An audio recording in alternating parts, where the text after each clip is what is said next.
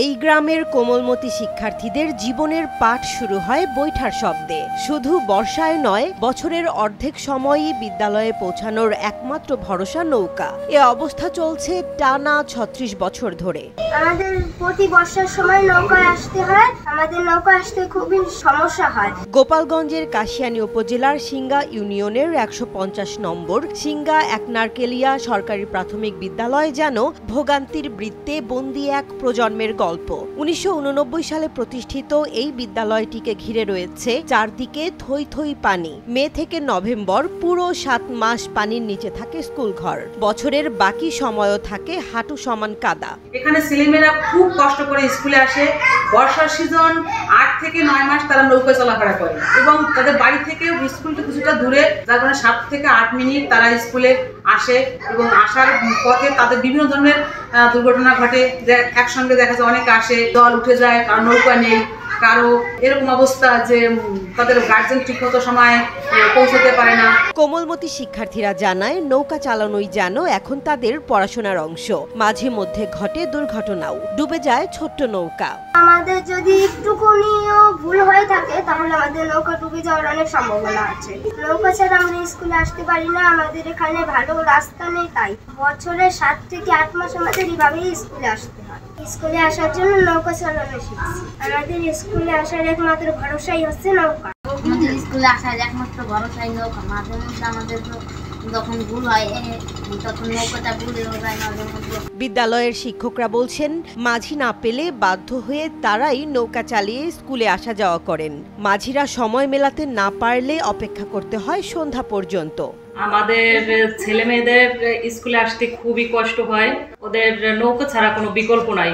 বছরে প্রায় ৮ থেকে ৯ মাসই জলই থাকে। অভাব শুধু যাতায়াতের নয়, খেলাধুলার মাঠ, বিনোদনের জায়গা সবই থাকে পানির নিচে। এ কারণে শিশুদের বেড়ে ওঠাও থমকে গেছে কাদার বাঁধনে।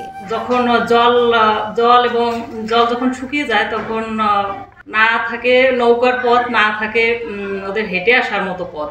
তো ওদের অনেক সময় কি ব্যাগ যখন কাদায় পড়ে তখন তো বই খাতা সবই ভিজে যায় বা কাদায় হয়ে যায়। ওদের অনেকটাই কষ্ট হয়।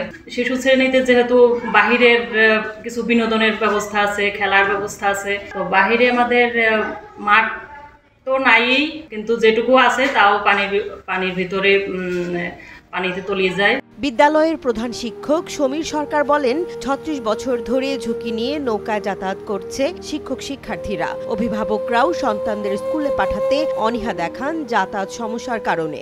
আমার স্কুল প্রায় প্রতিষ্ঠিত প্রায় ৩ যুগ। এই ৩ যুগে আমার স্কুলের এই যাতায়াতের অবস্থার কোনো উন্নতি ঘটেনি। আমরা একভাবেই পানিবন্দী অবস্থায় আছি।